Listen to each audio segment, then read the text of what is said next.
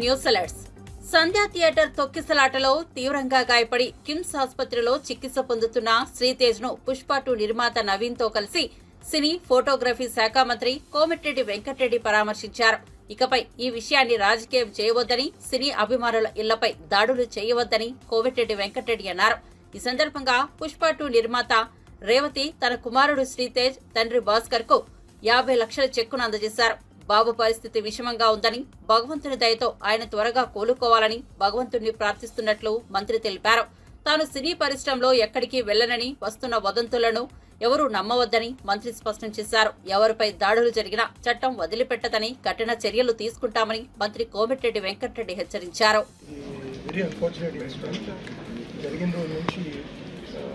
చాలా బాధగా ఉంది. ఎక్స్ప్రెస్ ఫీలింగ్స్ తర్వాత అందుకనే రేవతి గారు చనిపోవడం big loss for the family. And బాబుని చూడటానికి వచ్చిన and is recovering, but doctors are doing their best for recovery and we want to support the family. So సహాయంగా చెక్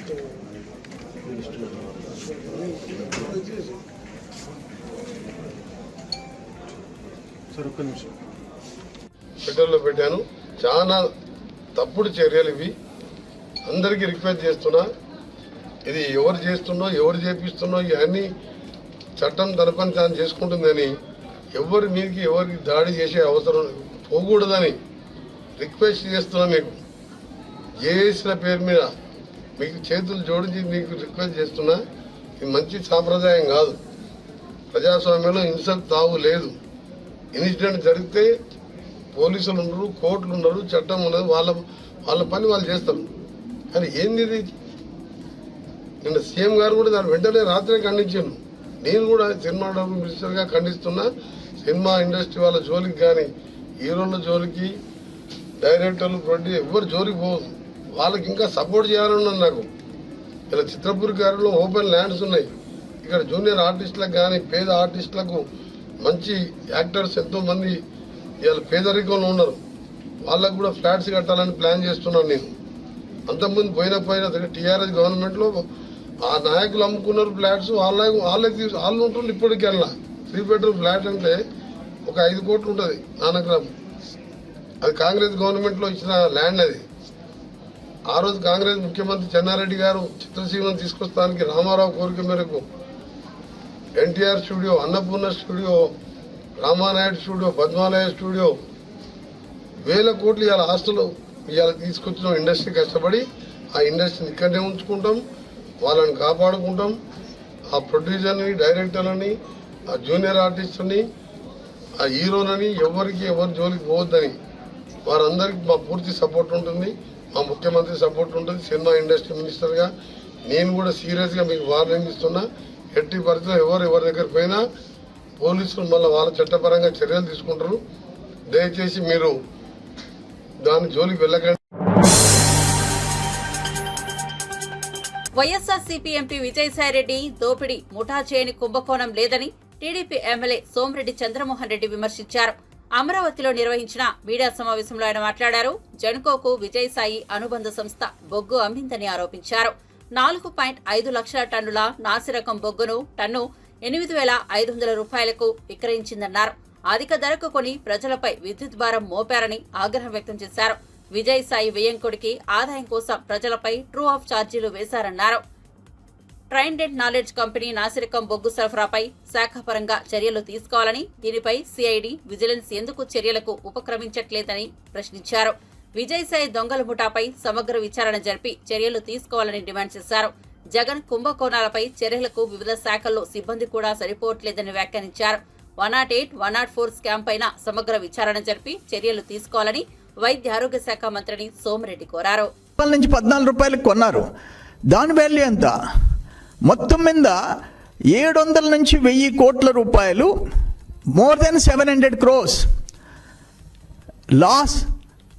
అవన్నీ కారణాలు చెప్పి కన్జ్యూమర్స్ మీద మళ్ళీ ట్రూ అప్ ఛార్జెస్, ఆ ఛార్జీలు, కోల్ ఛార్జీలు అని చెప్పేసి వాళ్ళని బాధింది జగన్మోహన్ రెడ్డి. ఎవరి కోసం? అరవిందో వాళ్ళ విజయసాయిరెడ్డి వియ్యంకుడు ఆదాయం కోసం. ఇటువంటిది ఎప్పుడన్నా చూసామా అని చెప్పేసి అడుగుతా. ఎందుకు అంత దురాశ దేనికి అంట? ఒక ఓడరేవులు, SEZలు, అంబులెన్సులు, బ్యాడ్ కోల్ సప్లై, లో క్వాలిటీ కోల్ సప్లై అంత. అందుకే నేను ఈరోజు మా గవర్నమెంట్ వచ్చి, కూటమి ప్రభుత్వం వచ్చి 7 months అవుతుంది. ఎందుకు యాక్షన్ తీసుకోరు? నేను అడిగే ప్రశ్నలకు సమాధానం చెప్పండి. ఒకటి, మొత్తం 2019-14 మధ్య ఎంత కోల్ కృష్ణపట్నం జెన్కోకి కొన్నారు? ఎంత ఇండియన్ కోల్ ఎంత ఇంపోర్ట్ చేసినారు? Unit cost, average generation cost ఎంత పడింది? లో జనరేషన్స్కి కారణాలేంటి? ఆపరేషన్ అండ్ మెయింటెనెన్స్ కాస్ట్ ఎంత పడింది? ఓవరాల్ ఎక్స్పెండిచర్ ఎంత వచ్చింది? ఎందుకు కోల్ రిజెక్ట్ చేయాల్సి వచ్చింది? ఆ బ్యాడ్ కోల్ రిజెక్ట్ చేశారు, దానివల్ల ఎంత పెనాల్టీ వేశారు? ఎంత తిరిగి రాబట్టారు? ఆ ట్రైడెంట్ అండ్ నాలెడ్జ్ అరవిందోకి సంబంధించిన కంపెనీ దగ్గర ఎంత తిరిగి కలెక్ట్ చేశారు? మీరు చేసిన ఆ పూర్ క్వాలిటీ కోల్ సప్లై చేసిన దానికి మీరు ఏమైనా యాక్షన్ తీసుకున్నారా? పెనాల్టీ ఏమైనా ఇంపోజ్ చేశారా?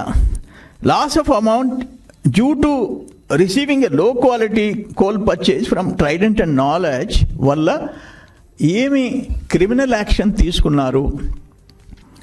ఎందుకు కేసు ఫైల్ చేయలేదు? మీ కరస్పాండెన్స్ ఏంటి? ఏమి రాశారు మీకు? వాళ్ళు ఏం రిప్లై ఇచ్చారు? ఎందుకు చేతులు ముడుచుకొని కూర్చున్నారు? సరే, ఆ జగనన్న రాజ్యం పోయింది. ఈరోజు చంద్రబాబు నాయుడు గారి ప్రభుత్వం వచ్చింది, కూటమి ప్రభుత్వం వచ్చింది. ఇప్పుడు కూడా డిపార్ట్మెంట్స్ ఎందుకు యాక్షన్ తీసుకోవు? ఓ పక్కన ఈరోజు కాకినాడ పోర్టు ఇవన్నీ సెన్సేషనల్గా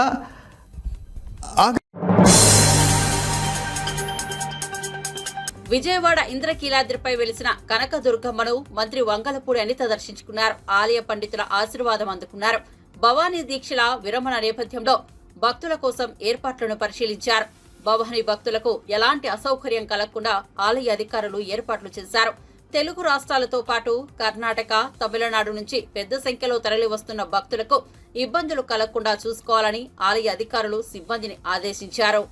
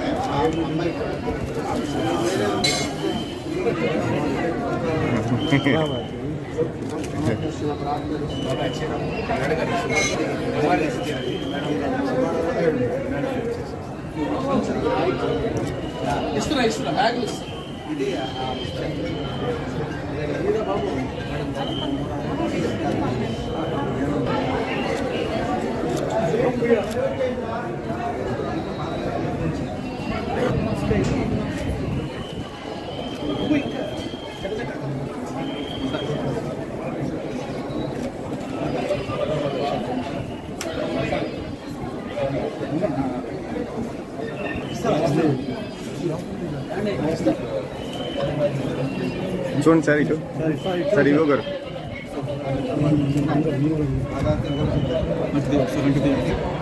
ఒకసారి.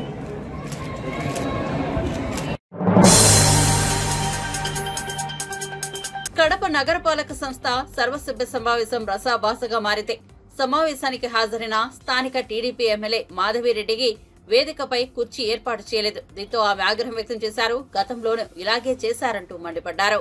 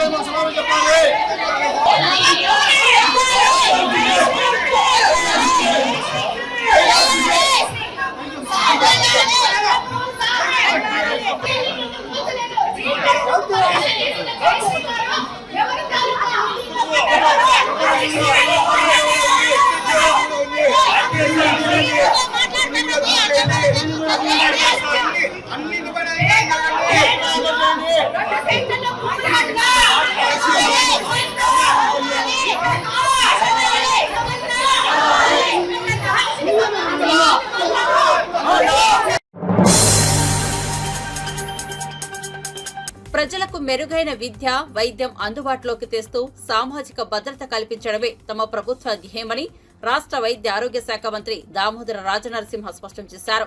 నిజామాబాద్ జిల్లా రెంజల్ మండల కేంద్రంలో 1,56,00,000 వ్యయంతో నూతనంగా నిర్మించిన ప్రాథమిక ఆరోగ్య కేంద్రం భవనాన్ని మంత్రి దామోదర రాజనరసింహ అట్టహాసంగా ప్రారంభోత్సవం చేశారు.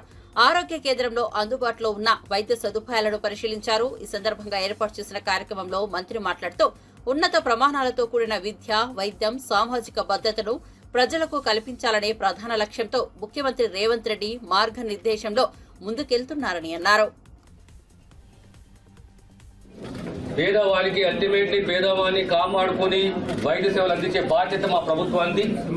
వైద్య సేవలు అందించే సిబ్బంది, డాక్టర్లే కానీ, నర్సులే కానీ, ఫార్మసిస్టులే కానీ, ల్యాబ్ టెక్నీషియన్సే కానీ, ఇన్ఫ్రాస్ట్రక్చరు, అడిషనల్ బెడ్స్, దానికి అనుగుణంగా హాస్పిటల్ సర్వీసెస్ కూడా మనకు ఎక్కువ పెంచుకోవాలి.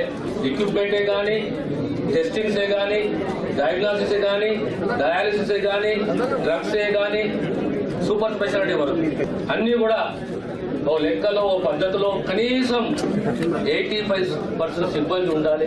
అవసరం ఉన్న జాగాల ప్రైమరీ హెల్త్ సెంటర్లే కానీ, సబ్ సెంటర్లే కానీ అవి మంజూరు చేస్తాం. పుష్ప 2 ప్రీమియర్ షో సందర్భంగా సంధ్యా థియేటర్లో జరిగి తొక్కిసలాట ఘటనపై అసెంబ్లీ వేదికగా సీఎం రేవంత్ రెడ్డి తీవ్ర వ్యాఖ్యలు చేసిన విషయం తెలిసిందే. ఈ విషయంపై విపక్ష పార్టీలు సీఎం రేవంత్ రెడ్డిపై ఆగ్రహం వ్యక్తం చేస్తున్నారు. ఈ క్రమంలో BJP Rajya Sabha MP K Laxman Revanth రెడ్డిపై మండిపడ్డారు. తెలుగు సినీ పరిశ్రమపై సీఎం కక్షగట్టారని, అల్లు అర్జున్ను టార్గెట్ చేసుకుని కేసుల్లో ఇరికించడం చేస్తున్నారని ఆరోపించారు. ముఖ్యమంత్రి స్థాయికి తగ్గ పనులు ఇవి కావని, అనవసర విషయాలు వదిలేసి రాష్ట్ర ప్రయోజనాలపై దృష్టి పెడితే మంచిదని హితవు పలికారు. చట్టం చేతుల్లో ఉందని ఇష్టం వచ్చినట్టుగా వినియోగించుకోవాలని చూస్తే కేసీఆర్ ప్రభుత్వానికి పట్టిన గతి రేవంత్ రెడ్డి ప్రభుత్వానికి పడుతుందని లక్ష్మణ్ పేర్కొన్నారు. అల్లు అర్జున్ విషయంలో ముఖ్యమంత్రి వ్యవహరిస్తున్న తీరు ఏమాత్రం కూడా భావ్యంగా లేదు. అసెంబ్లీలో కాంగ్రెస్ పార్టీ, మజ్లిస్ పార్టీ కూడబలుకొని అల్లు అర్జున్ యొక్క వ్యక్తిత్వాన్ని హననం చేయడానికి ముఖ్యమంత్రి గారు ఏ రకంగా భాషను ప్రయోగించి యావత్తు తెలుగు సినీ ఇండస్ట్రీస్నే అపఖ్యాతి పాలు చేసే విధంగా వారు అసెంబ్లీ వేదికగా ఈ రకంగా మాట్లాడే మాత్రం భావించలేదు. అసలు అసెంబ్లీలో ఈ అంశం మీద చర్చ అవసరమా అని చెప్పి కూడా ప్రజలు ఇవాళ మరి భావిస్తూ ఉన్నారు. వాస్తవంగా తెలుగు ఇండస్ట్రీ ఇవాళ మొత్తం ప్రపంచవ్యాప్తంగానే ఒక ప్రఖ్యాతిగాంచి ఇవాళ తెలుగు ఇండస్ట్రీ నిర్మిస్తున్నటువంటి సినిమాల్లో ఇటీవల చూసాం. RRR ఏ రకంగా బ్లాక్ బస్టర్, మరి వేల కోట్లు ఇవాళ మరి ఆ రకంగా వసూలు కావడమే కాకుండా అందులోని ఆస్కర్ అవార్డు ఏదైతే నాటు నాటు పాటకు మరి లభించిందో తెలుగు ప్రజలందరూ కూడా గర్విస్తూ ఉన్నారు. అటువంటి పరిస్థితుల్లో మరి తెలుగు సినిమా ఇండస్ట్రీ మొత్తం కూడా ఇవాళ ప్రజల ముందు దోషిగా నిలబెట్టే విధంగా వారు వ్యాపారాలు చేసుకుంటే లేదా వాళ్ళు పన్నులు కడుతూ ఉంటే ఈరోజు రాష్ట్ర ప్రభుత్వం మొత్తం నీరు గార్చే విధంగా వివరించారు. సంధ్యా థియేటర్లో జరిగినటువంటి సంఘటన పట్ల అందరం కూడా తీవ్రంగా ఖండించాం. ఆ మహిళ చనిపోవడం కూడా చాలా బాధాకరమైన విచారణ కూడా వ్యక్తం చేశాం. ఇవాళ ఎవరైతే ఆసుపత్రిలో అబ్బాయి శ్రీతేజ్ ఉన్నారో త్వరగా కోలుకోవాలని ప్రభుత్వంతో పాటు అల్లు అర్జున్ కూడా వారికి అన్ని విధాలు కూడా అండగా ఉండాలని చెప్పి కోరుకుంటున్నాం. తప్పితే ఆ రకంగా మరి విద్వేషపూరితంగా కక్ష కట్టినట్టుగా ఇవాళ రేవంత్ రెడ్డి గారు మరి తెలుగు సినిమా ఇండస్ట్రీ పట్ల కానివ్వండి, అల్లు అర్జున్ పట్ల వివరించడం అనేది దాన్ని తీవ్రంగా ఖండిస్తున్నాం. ఇప్పటికైనా మరి రేవంత్ రెడ్డి గారు ఎందుకు ఈ యొక్క మరి విధంగా కక్షపూరితంగా వివరిస్తున్నాడో మరి ప్రజలు ఇవాళ నిజంగా 2 రాష్ట్రాల్లో తెలుగు ప్రజలు తెలుగు సినిమా ఇండస్ట్రీకి దక్కుతున్నటువంటి ఖ్యాతిని ఈ రకంగా అపఖ్యాతి పాలు చేసే విధంగా వివరించే ఈ మాత్రం భావ్యం కాదు, సమంజసం కాదని. కాబట్టి ఇప్పటికైనా రేవంత్ రెడ్డి గారు తెలుగు సినిమా ఇండస్ట్రీ పట్ల తీరును అందరూ కూడా ఖండించాల్సిందిగా నేను ఈ సందర్భంగా కోరుతూ, రేవంత్ రెడ్డి గారు మజ్లిస్ పార్టీ కుట్రపూరితంగానే ఈ అసెంబ్లీ వేదికగా మరి అల్లు అర్జున్ పట్ల కానీ తెలుగు సినిమా ఇండస్ట్రీ పట్ల కానీ వారిని అపఖ్యాతి చేయడానికే వేదిక ఉపయోగించుకున్నారని చెప్పి కూడా మేము భావిస్తూ ఉన్నాం. సికింద్రాబాద్ లోని ముత్యాలమ్మ దేవాలయాన్ని బీఆర్ఎస్ ఎమ్మెల్సీ కల్వకుంట్ల కవిత సందర్శించారు. అమ్మవారిని దర్శించుకుని ప్రత్యేక పూజలు చేశారు. అనంతరం ఆలయ పూజారుల వేద మంత్రాల ద్వారా అమ్మవారి ఆశీర్వాదాలు తీసుకున్నారు. సికింద్రాబాద్ ముత్యాలమ్మ ఆలయంలో ఇటీవలే అమ్మవారి విగ్రహ పునః ప్రతిష్టాపన జరిగింది. ఈ నేపథ్యంలో ఎమ్మెల్సీ కవిత తన బృందంతో కలిసి వచ్చి అమ్మవారిని దర్శించుకున్నారు. అదేవిధంగా ఆలయంలో జరిగిన తొట్టెల ఊరేగింపు కార్యక్రమంలో పాల్గొన్నారు. డప్పు చప్పుళ్ల మధ్య పోతురాజులు శివసత్తులతో కలిసి ఫోటోలు దిగారు. కాగా సికింద్రాబాద్ మోండా మార్కెట్ సమీపంలోని కుమ్మరిగూడలో ముత్యాలమ్మ ఆలయంలో అమ్మవారి విగ్రహాన్ని ధ్వంసం చేసిన ఘటన తెలిసిందే. ఈ క్రమంలోనే తాజాగా అమ్మవారి విగ్రహ పునః ప్రతిష్టాపన జరిగింది. కుమ్మరిగూడ ముత్యాలమ్మ బోనాల పండుగలో పాల్గొనడానికి ఇక్కడికి రావడం జరిగింది. మరి ముత్యాలమ్మ అంటే చాలా మహిమగల్ల అమ్మ. ఆ అమ్మ దయ వల్ల మన తెలంగాణ రాష్ట్రం అంతా బాగుండాలి, తెలంగాణ ప్రజలందరూ బాగుండాలని మనస్ఫూర్తిగా కోరుకుంటా ఉన్నాం. చాలా పాత ఊరు, చాలా ప్రసిద్ధమైనటువంటి బోనాలు, మహిమగల్ల అమ్మ, చరిత్రగల్ల అమ్మ. ఆ అమ్మను దర్శించుకోవడం నా అదృష్టంగా నేను భావిస్తూ ఉన్నాను.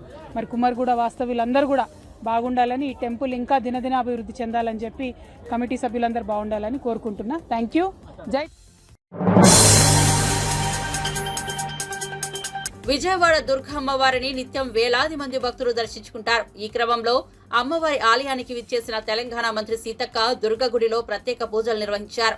అమ్మవారి దర్శనార్థం ఆలయానికి విచ్చేసిన తెలంగాణ రాష్ట్ర పంచాయతీరాజ్ గ్రామీణాభివృద్ధి స్త్రీ శిశు సంక్షేమ శాఖ మంత్రి అనసూయ సీతక్క ఆలయ అధికారులు మర్యాదలతో స్వాగతం పలికారు. అనంతరం మంత్రి సీతక్క అమ్మవారిని దర్శనం చేసుకుని ప్రత్యేక పూజా కార్యక్రమాలు నిర్వహించి మొక్కులు చెల్లించుకున్నారు.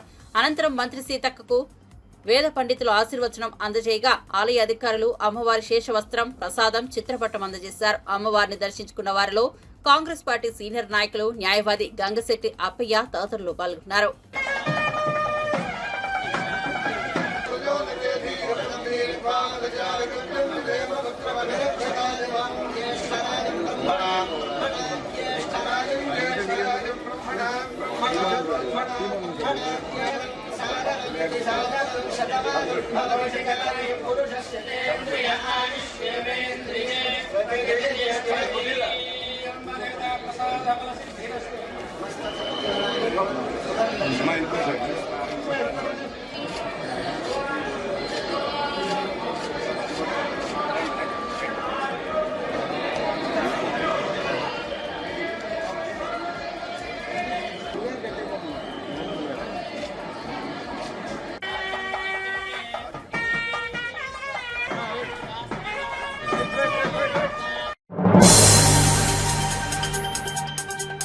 ప్రశాంతంగా ఉన్న లగచర్ల ఫార్మా కంపెనీల కోసం భూసేకరణ పేరుతో లంకలా మార్చేశారని మాజీ మంత్రి పొన్నాల లక్ష్మయ్య సంచలన వ్యాఖ్యలు చేశారు. ఆయన మీడియాతో మాట్లాడుతూ తమ భూములను బలవంతంగా లాక్కుంటున్నారనే ఆ గిరిజన రైతులు తిరగబడ్డారని పేర్కొన్నారు. కానీ అధికారులపై దాడి చేయడం వారి అభిమతం కాదని, భూసేకరణను అడ్డుకోవాలని మాత్రమే వారు అలా చేశారని తెలిపారు. కాంగ్రెస్ నాయకులకు అప్పులు, పెట్టుబడులపై ఏమాత్రం అవగాహన లేదని ఆరోపించారు. అసెంబ్లీ సాక్షిగా ప్రభుత్వ పెద్దలు ప్రజలను తప్పుదోవ పట్టించారని ధ్వజమెత్తారు. 10 ఏళ్ల బీఆర్ఎస్ పాలనలో అమలు చేసిన సంక్షేమ పథకాలను కాంగ్రెస్ ప్రభుత్వం కొనసాగిస్తుందో లేదో సమాధానం చెప్పాలని పొన్నాల లక్ష్మయ్య డిమాండ్ చేశారు. ఈ రాష్ట్రం గత 10 సంవత్సరాల్లో తెలంగాణ ఏర్పడిన తర్వాత 29 రాష్ట్రాలు, 6-7 కేంద్రపాలిత ప్రాంతాలు. మన ఆర్థిక స్థితిగతులు ఎట్లా ఉన్నాయి? 29 36 36లో 30 రాష్ట్రాల కంటే మెరుగ్గా ఉంది. ఇది వాస్తవం కాదా? చూస్తారా? వస్తారా? చూపెడతాము, అర్థం చేసుకుంటారా? అంతేకాదు, ఈ రాష్ట్ర సంపద ఎక్కడి నుంచి ఎక్కడికి పోయింది? సుమారు 4 లక్షల కోట్లు ఉంటే ఇలా 14 లక్షల పైసలు చెంది 3.5 రెట్లు పెరిగింది. ఏ రాష్ట్రంలోనైనా పెరిగిందా? ఏ దేశంలోనైనా పెరిగిందా 10 సంవత్సరాల్లో ఇంత ఎత్తున? రాష్ట్ర సంపదకు, అప్పులకు ఎలా ఉందో తెలుసా మీకు?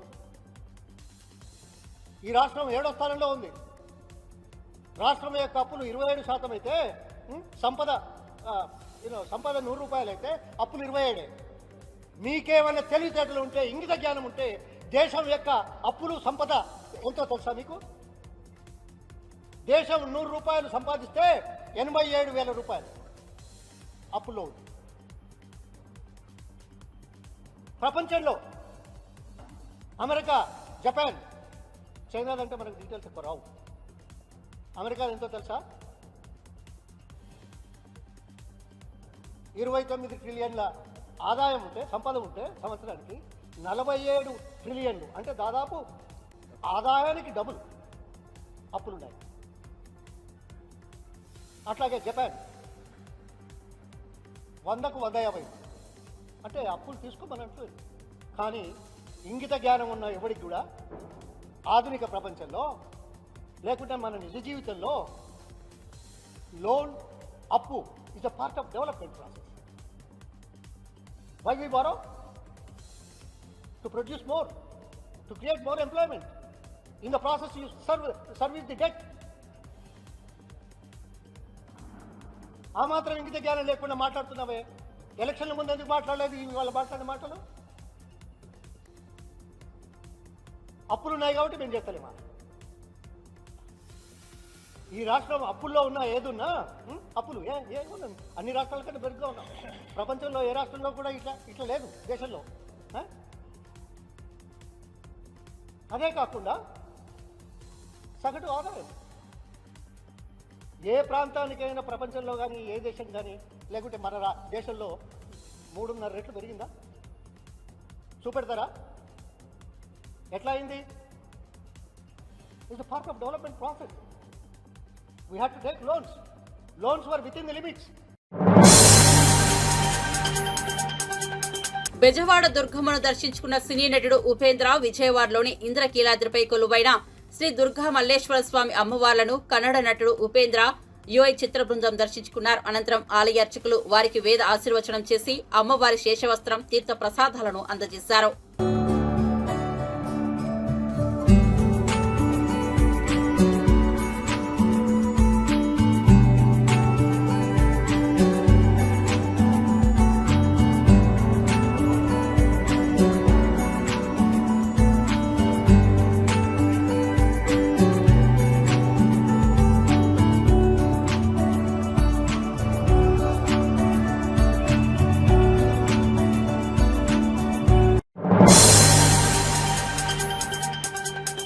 కన్నడ విలక్షణ కథానాయకుడు ఉపేంద్ర విజయవాడలో సందడి చేశారు. ఉపేంద్ర తాజా సినిమా యుఐ విజయోత్సవ యాత్రలో భాగంగా ఏర్పాటు చేసిన మీడియా సమావేశంలో ఉపేంద్ర మాట్లాడారు. చిత్రం మంచి ఆదరణ పొందిందని, మంచి కలెక్షన్లు వస్తున్నాయని ప్రేక్షకులకు కృతజ్ఞతలు తెలిపారు.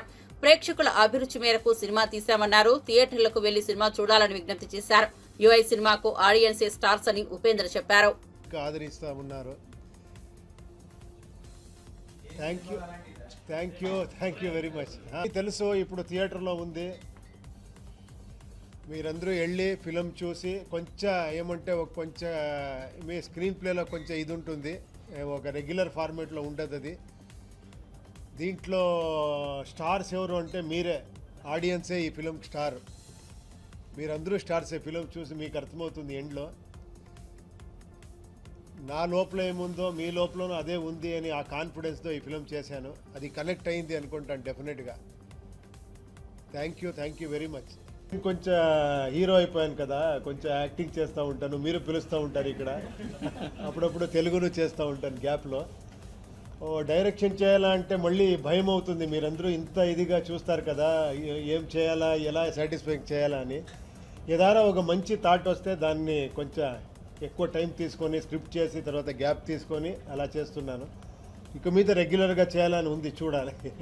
కాదు అదే ఏమంటే ఆడియన్స్ ఇన్వాల్వ్ అవ్వాలి అని అంతే. నాకు యూజువలీ ఒక టైటిల్ పెట్టి ఒక ఫిలం చేస్తే మీరు అది చూస్తారు, ఆ ఫిలం చూస్తారు, ఇది బాగుందో లేదో అని చెప్తారు. నాకేమంటే మీతో కలిసి వెళ్ళాలి అని నా జర్నీలో. మీరు నా టైటిల్కి నేనెవరో ఒక సింబల్ ఇస్తే మీరు టైటిల్ ఇస్తారు. ఇప్పుడు ఒక 100-200 టైటిల్ వచ్చింది. యూనివర్సల్ ఇంటెలిజెన్స్ అది ఇది చాలా వచ్చింది. అదేంటో నాకు చాలా అది థ్రిల్ ఇస్తుంది మీ ఇన్వాల్వ్మెంట్ అయ్యేది. ఏమంటే నా ఆడియన్స్ స్టార్స్ అవ్వాలి. మీరు ఒక్కొక్కరితో ఎంతో యునీక్ క్వాలిటీస్ ఉంది, ఎక్స్ట్రాడినరీ మీరందరూ. డెఫినెట్గా నేనేమో ముఖస్థుతిగా చెప్తున్నాను అనుకోవద్దండి. చూడండి, మనం ఎంత గొప్ప డైరెక్టర్ అయినా, ఏమే చేసినా, 2 years 3 ఎంతే ఖర్చు పెట్టినా, ఒక్క షోలో మీరు చెప్తారు ఎలా ఉంది ఫిలము, బాగుందా లేదా, వెళ్ళిపోప్ప అని. ఎవరు గ్రేట్? ఆడియన్సే గ్రేట్. అది మళ్ళీ నేను ప్రూవ్ చేయాలనే ఫిలంలో ట్రై చేస్తూ ఉంటాను. ఐ డోంట్ బిలీవ్ ఇన్ ఈ స్టార్డమ్. నాకు బిలీఫ్ లేదు. మీ స్టార్డమ్తో నాకు చాలా బిలీఫ్ ఉంది. అది ఏం స్టార్డమ్ అంటే మీకు తెలుసు, ఆడియన్స్ స్టార్డమ్. కరెక్టా? ఒప్పుకోండి, అది డౌట్లో చూస్తున్నారే. సంధ్యా థియేటర్ వద్ద జరిగిన తొక్కిసలాట ఘటనకు సంబంధించి పలు పరిణామాలు కొనసాగుతూనే ఉన్నాయి. విద్యార్థి సంఘాల ఆందోళనతో జూబ్లీహిల్స్ లోని నటుడు అల్లు అర్జున్ ఇంటి వద్ద ఉద్రిక్తత చోటు చేసుకుంది. ఈ ఘటనపై అల్లు అర్జున్ తండ్రి అల్లు అరవింద్ స్పందించారు. తాము సంయమనం పాటించాల్సిన సమయం ఇదని చెప్పారు. దాడికి పాల్పడిన వారిపై పోలీసులు కేసు నమోదు చేసినట్లు చెప్పారు. అందరికీ నమస్కారం. మీడియా మిత్రులందరికీ నమస్కారం. మీరు మా ఇంటి బయట జరిగింది అంతా చూశారు మీరు. కానీ ప్రస్తుతం మేము సంయమనం పాటించాల్సిన సమయం. మేము దేనికి రియాక్ట్ అవ్వకూడదు ప్రస్తుతం అవి చూసి. బట్ పోలీసులు వచ్చారు, వారిని తీసుకెళ్లారు, కేసు పెట్టారు. ఇవన్నీ ఇక్కడికి ఎవరైనా గొడవ చేయడానికి వస్తే పోలీసులు తీసుకువెళ్ళిపోవడం రెడీగానే ఉన్నారు. కనుక ఇటువంటి ఎవరు ఎంకరేజ్ చేయకూడదు. అయినా నేను చెప్పేది ఏంటంటే, మేము ఇప్పుడు దాని మీద రియాక్ట్ అవ్వడం కానీ, ఈ మీడియా మీరు వచ్చారు కదా అని ఏదో మాట్లాడడం కానీ జరగదు. మేము ఇప్పుడు సంయమనం పాటించాల్సిన సమయం, అందుకని అదే పాటిస్తున్నాము. దయచేసి law it will take its own course. వాళ్ళందరినీ తీసుకుని వెళ్ళారు, కేసు పెట్టారు.